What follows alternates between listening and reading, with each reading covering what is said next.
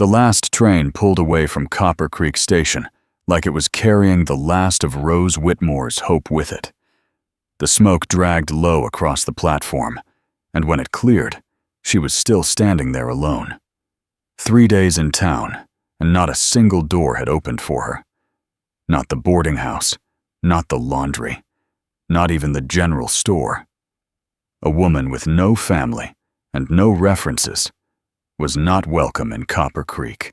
$47, 2 years of saving. All gone to a man named Hector Finch, who never existed outside of warm letters and empty promises. That morning, the landlady had leaned close and whispered one warning. Stay away from Bo Callahan. He is the one nobody looks in the eye. Rose had nowhere else to go. She heard the boots before she saw him. Slow steps on the wooden boardwalk. The men at the water trough went quiet. One slipped inside the saloon without finishing his drink. Bo Callahan stepped out into the sun. He was tall, broad-shouldered, with eyes the color of winter creek water, cold and clear. A scar cut through his eyebrow. His jaw was rough with stubble. He led a chestnut horse as steady as stone. The town held its breath. Rose did not give herself time to think. If she thought, she would lose her nerve. She stepped straight into his path. The horse snorted and tossed its head. Bo steadied the reins, but never broke eye contact. "Mister," she said, and her voice surprised her by not shaking. "I am not asking for charity. I am asking for a deal." He did not answer. "I can cook. I can clean. I can mend clothes. I worked 12 years in a mill back in Massachusetts. I know hard work. All I need is a roof." His eyes dropped to her hands. What the calluses, the old scar across her knuckle. "You do not know me," he said at last, his voice low and rough. "No, sir," she answered. "But I know I have nowhere else to go." Something shifted in his expression. Not kindness, not yet, but something. "There is a meal house across the street," he said. "I will buy you supper. You tell me your story." Inside, the air smelled of beans and bacon grease. They sat in a corner booth. He ordered without asking her. She did not complain. "My name is Rose Whitmore," she said. "My husband died 2 years ago. Typhoid. I answered an advertisement. Sent my savings. The man never showed." Bo ate in silence. "Place I got is 2 hours out," he said finally. "Cabin my mother built. I am not looking for a wife, but I need someone to keep house. Cook. Attend what she left behind." Rose's heart pounded. "In return," he said, "you get a roof, food, and my name if you need it." "Why?" she asked. He stared into his empty bowl. "My ma came west same way you did. She used to say the West is not kind to folks who do not help each other." They left within the hour. The ride to the cabin was long and silent. The land stretched wide and empty, nothing but grass and sky and distant mountains. Rose had never seen space like that before. In the mill towns, you could not breathe without touching someone. Out here, a person could disappear. When they crested the ridge, she saw the cabin below. Small, weathered gray. A porch sagging in the middle. A clear creek running behind it, singing over smooth stones. Inside, dust hung in the light. A cast-iron stove. A table, and a quilt on the bed stitched by careful hands. A rocking chair beside a sewing basket with thread still waiting in the needle. Bo stood in the doorway, while Rose touched nothing at first. "Ma built most of it," he said quietly. That first night he slept on the porch. She lay beneath the quilt that still carried a faint scent of lavender. Weeks passed in quiet. Few words, small gestures.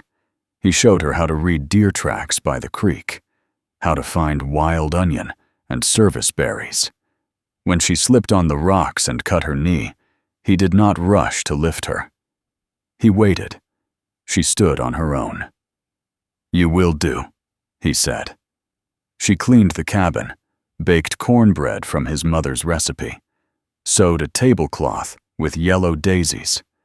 Slowly, the hard lines around his mouth began to ease. Then came the warning. Dark clouds over the mountains. Birds flying east in waves, buffalo moving to higher ground. "Flood coming," Bo said. The town would not listen to him. They feared him too much. Still, he saddled his horse. "They will not believe you," Rose said. "Does not matter," he answered. "It is the right thing." Before he left, he pressed his revolver into her hands. "In case I am late."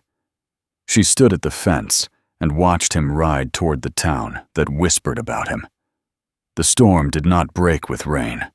It came as a wall of water from the mountains, a roaring brown wave tearing through Copper Creek. Bo rode straight into it. He pounded on doors, dragged families to higher ground, pulled a child from the flood with his own hands, cut Tom Morrison free from a collapsing building, stayed in the water until everyone was safe. By the time the flood receded, and the town stood in mud and silence, and Bo Callahan sat on the church steps, bleeding from torn hands, too tired to stand. He rode home through the night. When he reached the cabin at dawn, Rose was waiting on the porch with a tin cup of coffee in her hands. He almost fell from the saddle. She led him inside, cleaned his wounds, wrapped his hands. "You came back," she said. "Told you I would." A month later, Tom Morrison rode out to shake his hand. Mrs. Morrison followed the next week with a request. "Reverend Harrison will be passing through," she said. "Seems to me you two ought to be married proper." That evening on the porch, Rose stood beside Bo and looked up at him. "Please marry me," she said softly. "Not because I need saving, but because this feels like home." He looked at her for a long moment, and at the woman who had stepped into his path when everyone else stepped away, the woman who had believed him when no one else would. "Yes," he said. They married under the wide Wyoming sky. Small ceremony, few witnesses, honest vows. That night, they sat together listening to the creek behind the cabin. Bo wrapped his arm around her. For the first time in his life, the word home meant something more than walls and a roof. It meant someone waiting for him to come back. The water did not come as rain. It came as a roar. Bo had just finished telling Sheriff Burroughs to clear the town when the ground began to shake under their boots. At first, it felt like distant thunder rolling through the hills. Then it grew deeper, louder, a sound that did not stop. People stepped out onto the boardwalk, faces confused, annoyed. "It ain't rained in weeks," someone muttered. Bo did not argue again. He ran. He pounded on the first door near the creek. "Get out! High ground! Now!" A woman opened it with a baby on her hip. Her eyes were wide, not yet understanding. He grabbed her by the arm and pushed her toward the church on the rise. "Run!" The roar swelled until it filled the whole valley. Then they saw it, a wall of brown water tearing down the canyon, rolling fast and angry, carrying branches, fence posts, even whole trees. It hit the edge of town like a living thing. The first building splintered. The water surged up Main Street in seconds, knee-high, then waist-high. People screamed. Bo braced himself against a hitching post and fought his way through the current. The water was ice-cold from the mountain melt. It stole the breath from his lungs. His boots slid in the mud, but he forced himself forward. A cry cut through the noise. A small boy clung to a porch railing, fingers slipping. Bo lunged. The current slammed into him sideways, nearly spinning him under. He grabbed the child's wrist just as the boy lost his grip. The small body crashed into his chest. "I got you," Bo said, though his voice was nearly swallowed by the roar. He fought step by step toward the church. Debris slammed into his legs. A broken chair hit his thigh. Something heavy struck his shoulder. He did not let go. Hands reached down from the church steps and pulled the boy to safety. Bo turned back. Tom Morrison was trapped in the feed store doorway. The water had pinned him against the frame, his braced wrist tangled in twisted wood. Bo waded through the current again, when he pulled his knife free with his teeth and cut the brace loose. Tom gasped as Bo dragged him toward higher ground. They did not speak. By the time the water stopped rising, Bo's hands were raw from rope and splintered wood. His shoulders burned. His chest ached from cold and strain. But every person in Copper Creek stood breathing on that church hill. No one was dead. When the water began to recede, mud covered the street like thick brown paint. The saloon had lost its front wall. The general store leaned sideways. Mrs. Morrison approached Bo slowly. Her grandson stood beside her, wrapped in a coat too large for him. "You saved him," she said. Bo did not look up, just did what needed doing. Around them, townsfolk watched in silence. The same people who once crossed the street to avoid him now stood with eyes lowered. But Tom Morrison stepped forward. His broken wrist hung free, no brace. "You did not have to come back for me," Tom said quietly. Bo wiped mud from his face with the back of his arm. "It was him or you. I ain't in the habit of letting men drown." Tom nodded once. No one called him a killer that day. By nightfall, exhaustion settled into Bo's bones. He sat on the church steps, too tired to move. Someone placed a blanket around his shoulders. Someone else handed him water. But his thoughts were not in town. They were 2 hours away. With Rose. He rode home through the dark. The road was torn apart in places. Mud sucked at the horse's hooves. Twice he had to circle around washed-out ground. The chestnut stumbled but kept going. When he crested the ridge near dawn, the cabin stood safe above the flood line. Smoke curled from the chimney. Rose was on the porch. She did not run to him. She simply stood there, steady as the mountains, waiting. He slid from the saddle and nearly fell. She caught the reins before he hit the ground. "I will see to the horse," she said calmly. "You go inside." He wanted to argue, but the world tilted under his feet.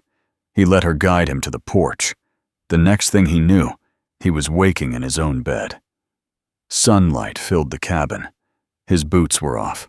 His hands were cleaned and wrapped in fresh white cloth. Rose sat by the window sewing. "You were out near 12 hours, she said softly. "Coffee's on the stove." Bo sat up slowly. Every muscle protested, but his chest felt lighter than it had in years. "Town's still standing," he said. "Good." She did not ask for praise, did not ask for details, and she only moved closer and took his bandaged hand gently in hers. "You came back," she said. He looked at her then. Really looked. "Told you I would." In town, something had shifted. Tom Morrison rode out the following week. He removed his hat before speaking. "I was wrong," he said simply. "About you. About that night." Bo set down his hammer and took the offered hand. Mrs. Morrison followed days later. "Reverend Harrison will pass through soon," she said. "Seems to me you two should be married proper." Rose stood beside Bo on the porch. Her shoulder touched his. Bo felt the warmth of her through his shirt, felt the steady way she stood beside him, not behind. That night, under a sky thick with stars, Rose turned to him. "I stepped in your path that day, Because I had nowhere else to go," she said. But I stayed because I wanted to." He was quiet. "I am not asking for saving," she continued. "I am asking for forever." The creek murmured behind them. He reached for her hand. "I reckon," he said slowly, "I got a reason to come home now."